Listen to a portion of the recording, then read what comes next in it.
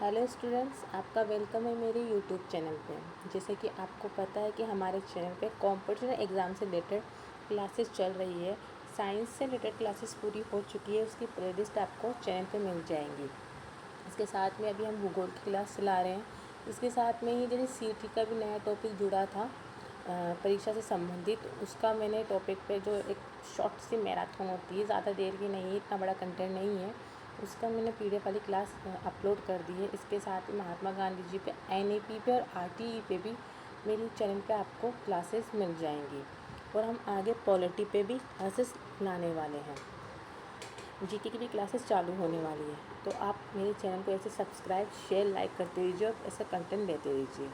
तो आज हम भौतिक प्रदेश पढ़ेंगे। राजस्थान का जो तीसरा टॉपिक है उसके बारे में हम पढ़ेंगे। तो हम शुरू करते हैं आज का टॉपिक, भौतिक प्रदेश। भौतिक प्रदेशों का वर्गीकरण। एक सेकेंड। राजस्थान के भौतिक प्रदेशों को मुख्य रूप से दो श्रेणियों के आधारों पर वर्गीकृत किया गया है। पहला है व्यक्तिगत आधार पे और दूसरा है भौगोलिक कारक के आधार पे। व्यक्तिगत आधार पे प्रोफेसर वीसी मिश्रा के अनुसार राजस्थान 7 भौतिक प्रदेशों में है। उन्होंने ये 7 वर्गीकरण उनकी बुक ज्योग्राफी ऑफ राजस्थान 1967 में किया था। भौगोलिक कारकों, उच्चावच व जलवायु के आधार पर राजस्थान को 4 भौतिक प्रदेशों में बांटा गया है। व्यक्तिगत आधारों पर वर्गीकरण प्रोफेसर वीसी मिश्रा के अनुसार, एक सेकेंड, इसके अंतर्गत निम्नलिखित 7 क्षेत्र आते हैं। पहला है नहरी प्रदेश, शुष्क प्रदेश, अर्ध शुष्क प्रदेश, अरावली प्रदेश, पूर्वी कृषि व औद्योगिक प्रदेश, चंबल व बिहार प्रदेश, दक्षिण पूर्वी कृषि प्रदेश। आप सभी का वेलकम है मेरे यूट्यूब चैनल पे। प्लीज़ चैनल को लाइक एंड सब्सक्राइब जरूर कीजिए। सेकेंड है भौगोलिक कारकों के आधार पर। उच्चावच और जलवायु के आधार पर विभाजन की रूपरेखा इस प्रकार है। उच्चावच व जलवायु के आधार पर विभाजन संरचना। अरावली, फिर हाड़ौती, फिर पूर्वी मैदान उच्चावच के आधार पर, मरुस्थल जलवायु के आधार पर। भौतिक प्रदेशों की सामान्य जानकारी। 4 प्रकार की वैसे मोस्टली भौतिक प्रदेश होते हैं: मरुस्थल, अरावली, पूर्वी मैदान, हाड़ौती। मरुस्थली वाला जो पार्ट होता है वो एकदम ही जो पश्चिमी पार्ट होता है राजस्थान का, उसे कहते हैं। पश्चिमी से थोड़ा सा पूर्वी साइड एक लाइन जाती है, उसे अरावली कहते हैं। अरावली से पूर्वी साइड उसे पूर्वी मैदान, और दक्षिण की साइड, पूर्वी दक्षिण की साइड, उसे हाड़ौती कहते हैं। मैं ये भी आपको मानचित्र में दिखा दूंगी। क्षेत्रफल 61.11 मरुस्थल का है, लेकिन उसकी जनसंख्या 40 है। ठीक है। अगर आपको वीडियो में पीडीएफ के वर्ड साफ साफ नहीं दिखे तो आप अपनी वीडियो की क्वालिटी बढ़ा लीजिए, जिसके बाद आपको ये वर्ड दिखने लग जाएंगे। ये कोई सा भी वीडियो चलाइए, उसमें आपको वर्ड ऐसे ही नज़र आएंगे। आप उनकी वीडियो क्वालिटी बढ़ाएंगे तब आपको वर्ड ज़्यादा नज़र आएंगे। इसमें 12 ज़िले हैं टोटल। मिट्टी इसकी रेतीली बलुई है और जलवायु शुष्क और अर्धशुष्क है। फिर है अरावली, इसका क्षेत्रफल है 9% और इसकी जनसंख्या है 10%। 13 ज़िले मुख्यतः 7 ही हैं: पर्वतीय, वनीय मिट्टी और उपार्दत जलवायु। पूर्वी मैदान 23% क्षेत्रफल, जनसंख्या 39%, जिले 10, मिट्टी जलोढ़ कचारी और जलवायु आर्द्र।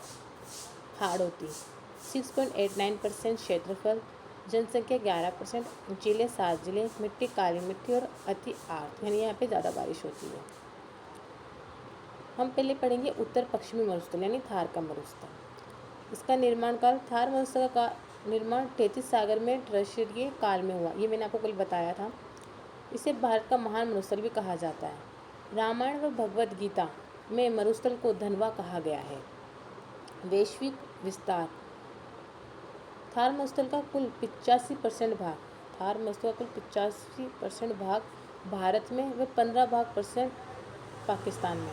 इसका कुल क्षेत्रफल लगभग 2,38,254 वर्ग किलोमीटर है। इसका कुल क्षेत्रफल इतना है।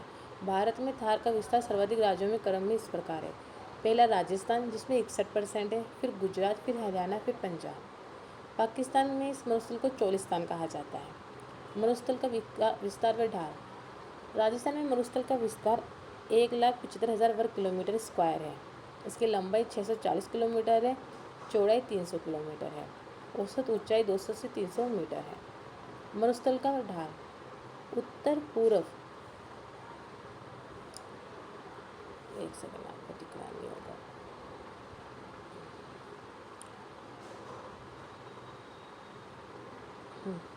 इतना मरुस्थल का ढाल उत्तर पूर्व से दक्षिण पश्चिम की ओर है। उत्तर पूर्व से दक्षिण पश्चिम की ओर, यानी ऐसे है ढाल।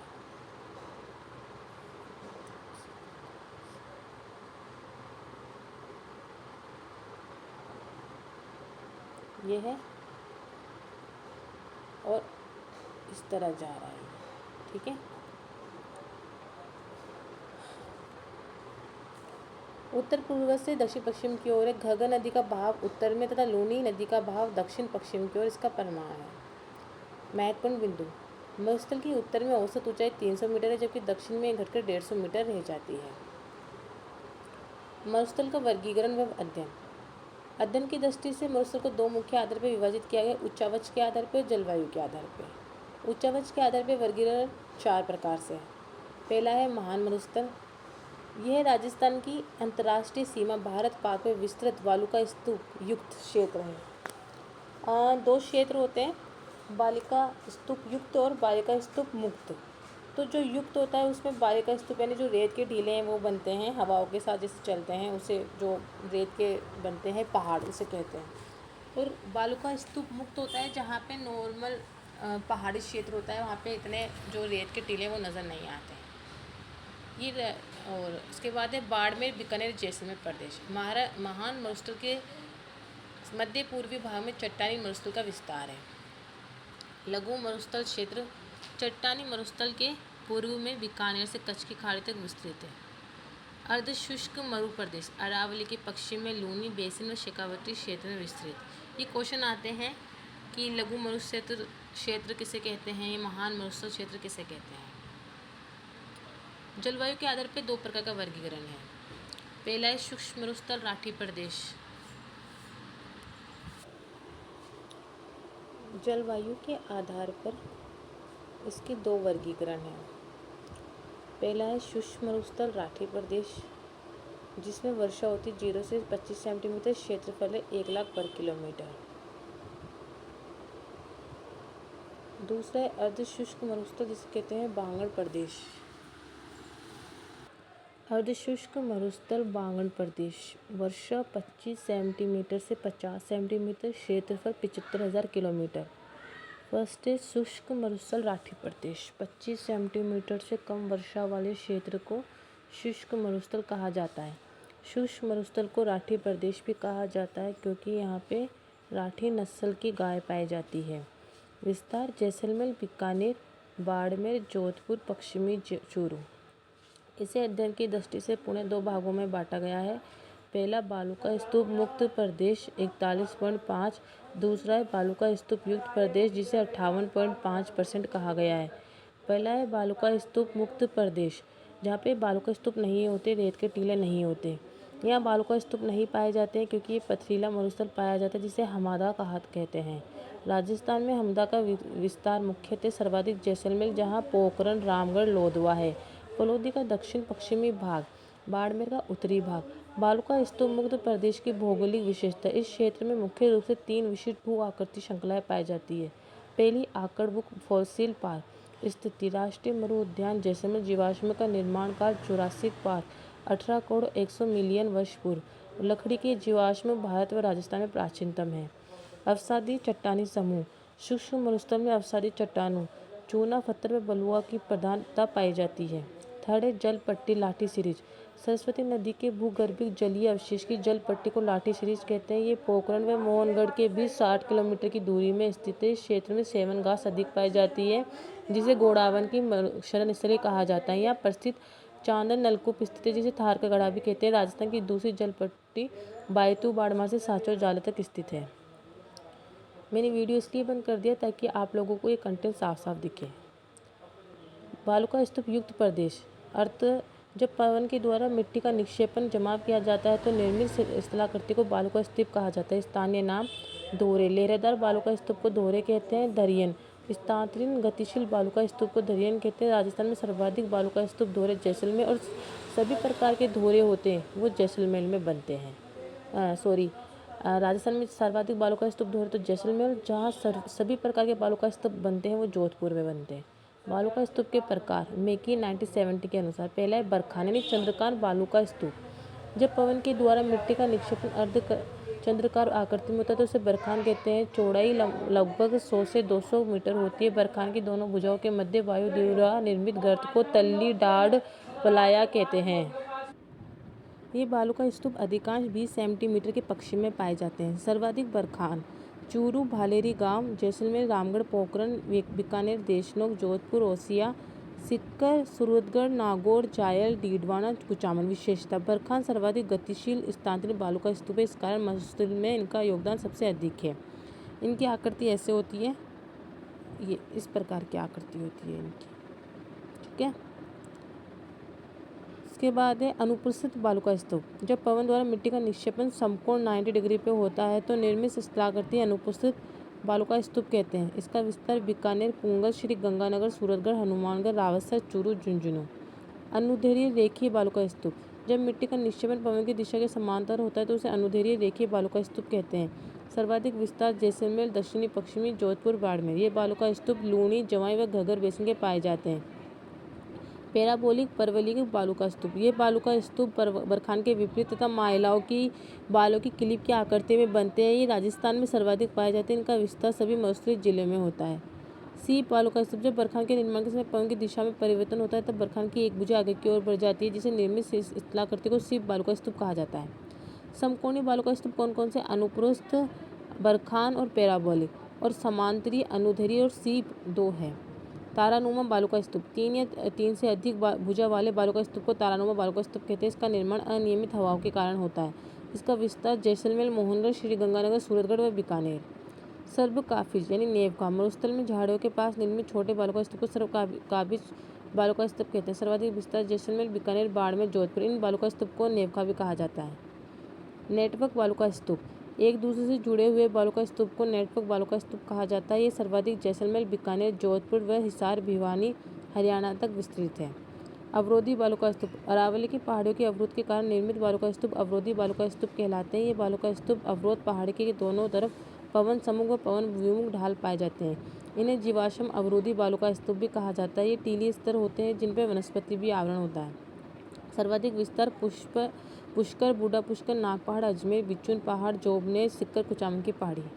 सेकंड है अर्ध शुष्क मरुस्थल यानी बांगड़ प्रदेश।